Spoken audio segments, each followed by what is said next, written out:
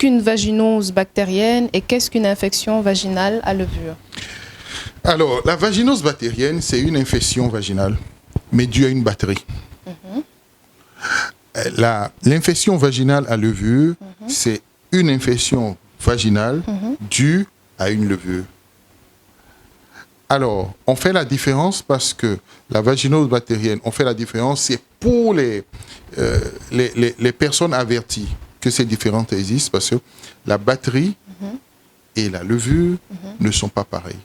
D'accord. C'est deux micro-organismes complètement différents. Et les traitements aussi diffèrent complètement. D'accord. La vaginose bactérienne, le plus souvent, par exemple, dans sa symptomatologie, ne donne pas de prurite. Alors que pour la levure, il y a un prurite. Okay? L'aspect des pertes aussi diffère beaucoup. L'odeur des pertes, parce que même dans... Vous voyez chez certaines femmes expérimentées, dès qu'elles ont une vaginose bactérienne, elles vous disent non, les pertes, j'ai des pertes, l'odeur est caractéristique, et pour un gynéco averti, on sait tout de suite qu'il s'agit d'une vaginose bactérienne. OK? D'accord. Pour la levure également, les femmes viennent vous dire, j'ai des pertes. L'aspect des pertes, c'est l'aspect caillé-beauté, comme le lait caillé. Et tout de suite, le gynéco averti sait qu'il s'agit d'une candidose vaginale. Quelles sont les causes d'une vaginose bactérienne? Alors, les causes d'une vaginose bactérienne, d'abord, le primum movin, c'est qu'il faut qu'il y ait un déséquilibre de la flore vaginale. La flore vaginale, ce sont ces lactobacilles qui sont au niveau du vagin et qui assurent l'équilibre. Donc, il faut qu'il y ait d'abord un déséquilibre de la flore vaginale et l'infection bactérienne vienne s'y greffer. D'accord. Ce qui fait que j'incite les gens à comprendre que le traitement, c'est un traitement d'abord pour détruire la bactérie, mais après, il faut recoloniser la flore. Il faut réintroduire la flore pour rééquilibrer la flore vaginale. C'est comme ça que le traitement est complet pour la vaginose bactérienne. D'accord. Qu'est-ce qui peut causer l'infection vaginale à levure? Les causes, c'est la même chose, comme j'ai dit, mais pour les causes, c'est que c'est une colonisation extérieure. C'est l'hygiène corporelle. Mais l'infection vaginale à levure est favorisée également par la chaleur.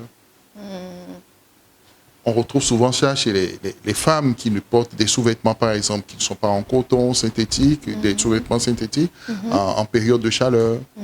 Ça peut arriver aussi au niveau avec l'eau de bain, dans les piscines. Et puis voilà. Ça peut être aussi sexuellement transmissible. Il pouvait être amené par exemple, les produits utilisés, c'est-à-dire un savon qui ne serait pas adapté. Oui, parce que ces savons qui ne sont pas adaptés. Alors, il y a une fausse idée en Afrique qui dit, oui, il faut nettoyer le milieu vaginal avec des savons, savons de commerce ou bien des savons vendus dans les officines de pharmacie, soit disant que c'est efficace, il faut nettoyer le truc. Mais ce sont des savons qui détruisent la flore vaginale. Et ces savons-là favorisent l'installation des infections vaginales. Donc, j'exhorte les femmes à ne laver leur vagin qu'à l'eau. De l'eau simple, et puis c'est fini. Pas de savon dans le vagin. Et aussi, nous voulions que vous parliez de ce phénomène qui prend énormément d'ampleur en Afrique, surtout dans les régions. On a constaté que les femmes utilisaient du tabac, donc qu'elles mettaient dans leur partie génitale. Alors, avant d'attaquer le problème du tabac introduit en intravaginal, je vais d'abord parler d'un problème qui favorise la candidose, les infections vaginales. Il s'agit du phénomène de la dépigmentation. Alors, la dépigmentation, les femmes viennent souvent nous dire non, on a mis le produit sur le corps, on ne met pas ça au niveau du pubis et tout. Mais j'en profite pour leur dire que le produit passé sur le corps, la peau est le premier organe de l'économie humaine. C'est l'organe le plus important, le plus gros, le plus vaste de l'économie humaine dans le corps humain. Et tout produit passé sur le corps passe dans le sang. Et quand ça passe dans le sang, ça devient général.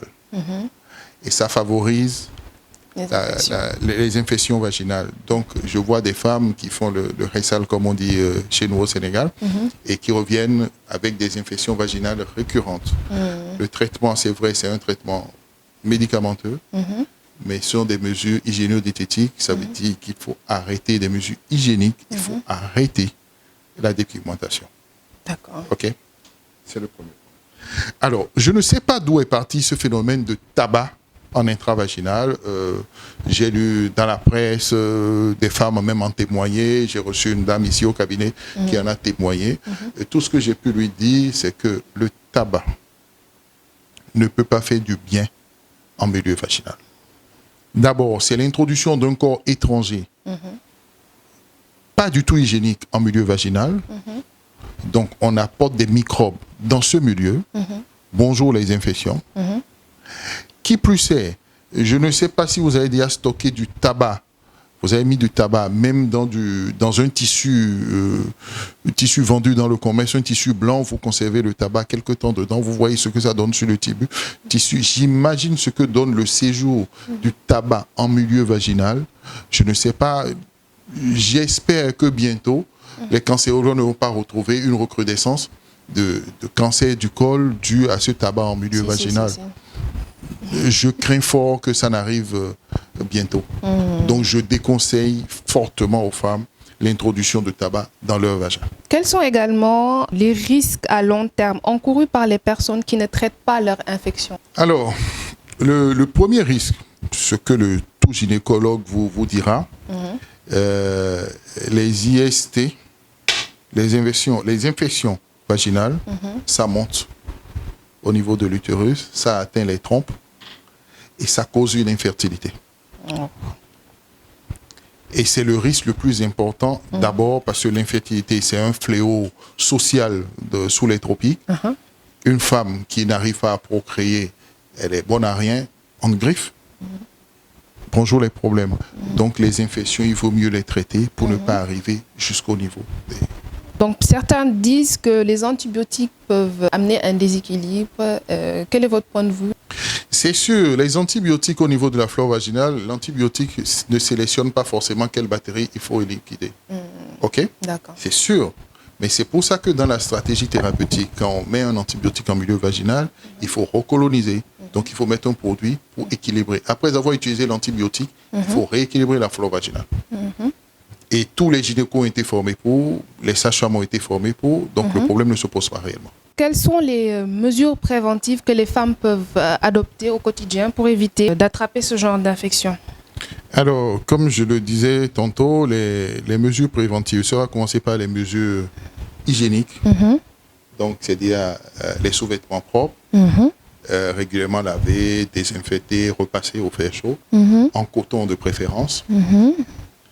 C'est également l'arrêt de toute substance étrangère en milieu vaginal. C'est l'arrêt des savons soi-disant antiseptiques pour le milieu vaginal. Mais cette prévention ne se fera pas seulement par les femmes, mais également par les hommes. Parce que nous sommes malheureusement dans une société où la polygamie est autorisée et pratiquée au sens large du terme. Et vous savez que quand il s'agit d'une infection sexuellement transmissible, une fois que ça rentre dans le foyer, tout le foyer polygame va se retrouver infecté. Donc ça ne se fera pas seul, ça vient également des hommes. Manger beaucoup de sucre peut avoir aussi un impact sur la flore. Oui, parce que... Écoutez, et le fait de fumer. Le sucre n'a jamais été bien. Le sucre n'a jamais été bien pour l'humain. Vous savez, le fait de manger beaucoup de sucre, le diabète n'est pas loin, surtout à un certain âge. Et tout ce qui est diabète favorise, le terrain diabétique favorise des infections. Le fait de fumer, le tabac, c'est décrit, le tabac n'est pas bien. Ne serait-ce non seulement pour la sexualité, surtout chez l'homme, donc ensuite pour la procréation chez les deux, ensuite pour l'organisme même, pour les deux également. D'accord. Donc il faut arrêter le tabac. Le tabac, moi je demande systématiquement d'arrêter le tabac. À toute personne vivante, je demande d'arrêter le tabac. La circoncision chez les hommes et l'utilisation de protections telles que les préservatifs peuvent également aider à freiner ce genre de problème. Oui, écoutez, la circoncision, il paraît, bon, il y a eu des études qui ont démontré que la circoncision protège contre certaines infections. Ce sont des études qui l'ont démontré. Nous n'avons pas ce problème en Afrique, parce que, bon, en tout cas au Sénégal, parce que la circoncision est de mise. Automatique, oui. Par contre, le port de préservatif, c'est très bien. On incite les jeunes à utiliser le préservatif. Mais le port de préservatif dans un couple, ça pose problème. Ouais. Même si c'est un foyer polygame, ça pose problème. Déjà, peu d'hommes sénégalais acceptent même le préservatif masculin comme moyen de contraception. Très peu. Alors, comment leur demander aujourd'hui d'utiliser le préservatif pour éviter les infections sexuellement transmissibles? C'est une grosse question. La réponse, je vais laisser ça aux journalistes.